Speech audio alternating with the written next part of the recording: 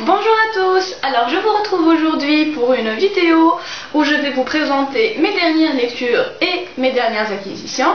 Et on va tout de suite commencer par les acquisitions, car en fait il y a des livres que j'ai acquis dernièrement qui font partie de mes lectures ou de mes prochaines lectures. Donc je vais vous les présenter d'abord. Alors je ne sais pas si vous avez vu dernièrement ma vidéo swap avec mon amie Wassila.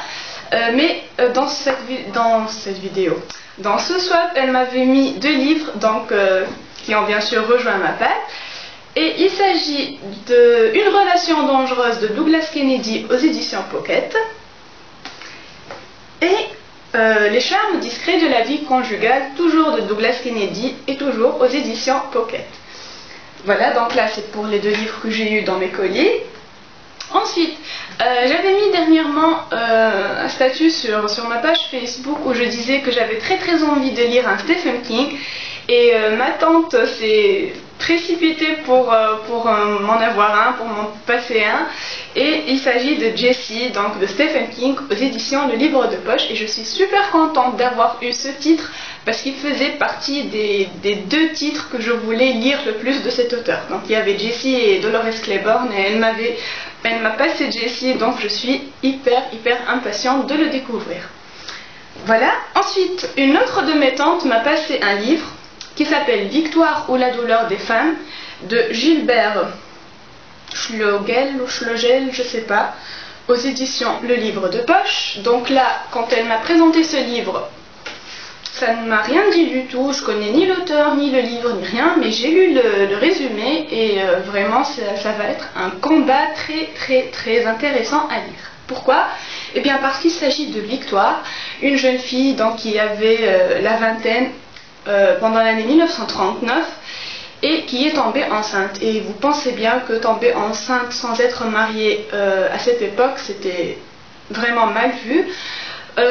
Donc sa mère s'est précipitée pour l'emmener avorter et l'avortement va échouer en fait. Et donc Victoire va avoir son bébé, elle va affronter comment dire, la honte, elle va vivre la honte dans son village. Et plus tard, quand elle sera, disons, plus vieille, elle sera gynécologue et elle se battra pour le droit des femmes à la conception, à l'avortement. Voilà, donc elle va se battre pour ça, elle va mettre elle va mettre en place un système donc, de planning familial et tout ça, et vraiment je pense que c'est très intéressant à lire et donc je suis vraiment impatiente. Voilà, donc si quelqu'un d'entre vous l'a déjà lu, eh bien qu'il m'en dise des nouvelles, voilà. Donc, on passe tout de suite à mes dernières lectures. Donc, la dernière fois, je vous ai laissé avec Quand reviendras-tu de Mary Giles Clark aux éditions Albin Michel.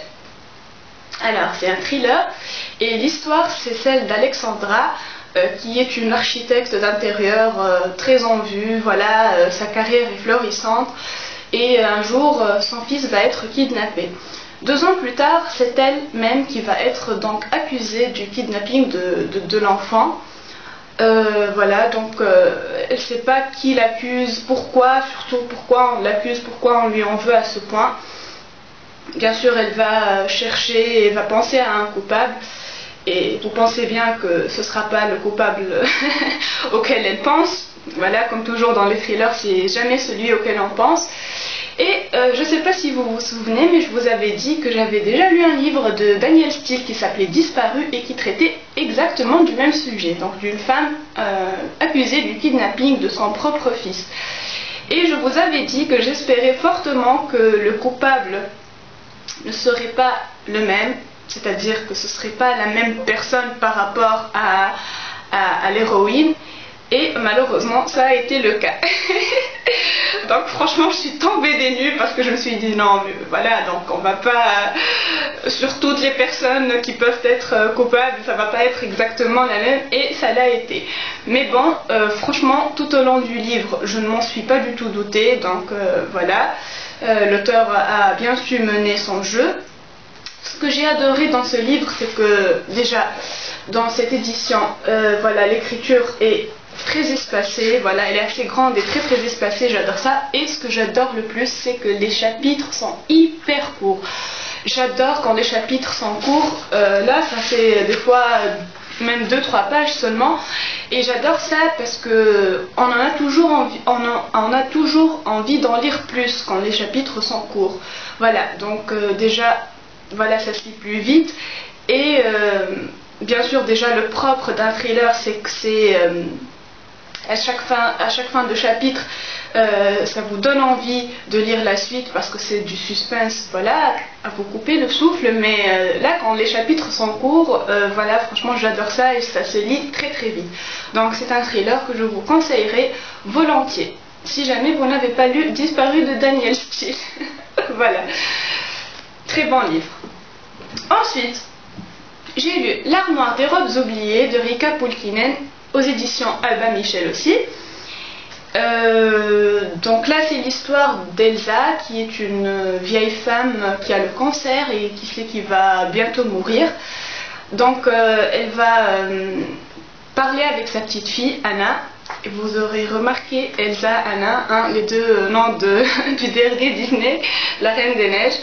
Donc elle va appeler Anna et elle va lui raconter en fait un secret de famille, une histoire d'amour qui s'est passée donc pendant sa jeunesse.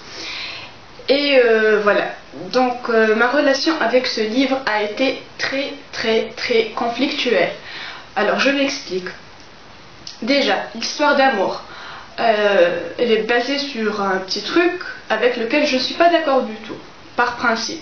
Voilà, je ne peux pas vous dire quoi, mais je ne suis pas d'accord du tout avec ce principe-là. Mais l'amour a... voilà, des fois on ne peut pas lutter contre. Quand l'amour est là, eh ben, il est là, on peut pas aller contre. Donc, à des moments, j'ai adoré ma lecture. Et à d'autres moments, j'avais vraiment envie de tourner les pages pour lire autre chose, quoi. Ensuite, vers la fin du livre, peut-être les 150 dernières pages, je les ai lues d'une traite. Ça a frôlé le coup de cœur carrément. J'ai adoré, adoré, adoré. Ensuite, vers les 30 ou 40 dernières, c'est retombé comme un soufflet. Voilà. Donc, ça n'a pas été un coup de cœur finalement. Et en plus, j'ai trouvé que la fin n'était pas assez explicite. Il y avait quelque chose qu'il aurait fallu peut-être nous expliquer mieux que ça. Voilà. Mais vraiment, à des passages, j'avais adoré ma lecture. Vraiment. Donc, que vous dire, mon avis est très mitigé. Je ne sais pas pourquoi. Voilà, c'était des hauts, des bas. Ensuite, vraiment quelque chose qui a fait un pic que j'ai adoré. Ensuite, bah, tant pis quoi, la fin, j'ai pas trop adoré la fin, voilà. Mais c'était quand même une bonne lecture. Voilà. Je vous le conseillerais pour vous faire votre propre avis parce que ce livre a été un coup de cœur pour plusieurs personnes sur la Bloco, voilà. Si votre avis correspond plus au mien, eh bien, on va en parler, hein. Je suis pour discuter de ça. Donc voilà, L'armoire des robes oubliées de Riikka Pulkkinen. En ce moment, je suis en train de lire le livre que mon ami Wassila m'a envoyé parce que j'avais déjà très très envie de le lire. Et il s'agit donc d'une relation dangereuse de Douglas Kennedy aux éditions Pocket. Alors, là c'est l'histoire de Sally et de Tony, qui sont deux journalistes de l'extrême, donc qui sont envoyés quand il y a une guerre, quand il y a des inondations, quand il y a voilà, une catastrophe quoi, quelque part. Ils sont envoyés par leurs journaux respectifs pour faire un reportage, quoi. Ils vont se rencontrer et très très vite ils vont se mettre ensemble, avoir un bébé, se marier et ensuite tout va changer. Hein. Je vous spoil pas, c'est écrit dans la 4e de couverture. Donc Sally va déprimer et bon, pour l'instant je ne vais pas vous en dire plus parce que déjà dans ma lecture j'en suis là où s'est arrêtée la 4e de couverture. Donc j'ai lu 215 pages sur 530 je crois, voilà, à peu près 530 pages et je peux vous dire quelque chose, c'est que j'adore et j'espère vraiment que ça va continuer comme ça, que je vais pas être déçue parce que là jusque là j'adore. C'est très très addictif, même si il y a quelque chose que j'aime pas du tout. Donc l'écriture est très petite et c'est écrit très très serré, mais j'adore quoi, parce que des fois quand je suis fatiguée j'arrive pas à le lire parce que voilà c'est trop serré, c'est trop petit, mais quand je suis en pleine forme je le dévore, je l'adore. Franchement c'est très addictif et j'ai toujours hâte de reprendre mon livre pour savoir la suite. Voilà, pour l'instant je suis hyper fan et j'espère que ça va continuer comme ça. Donc je vais vous en parler lors de mon prochain point lecture quand je l'aurai terminé bien sûr. Alors ma prochaine lecture, eh bien ça va être, puisque je vous ai dit que j'en avais très envie, Jessie de Stephen King. Donc ça va être mon 4e Stephen King et voilà, j'espère que je vais adorer autant que les précédents qui sont, si ça vous intéresse, Misery, Shining et La Ligne Verte que j'avais beaucoup aimé. Donc j'espère que Jessie ne fera pas exception à la règle. Voilà, donc je vais vous laisser, vous dire bonne lecture à vous, bonne semaine, bon week-end, bon courage pour ceux qui ont des examens et je vous dis à très bientôt pour une nouvelle vidéo. Bisous tout le monde!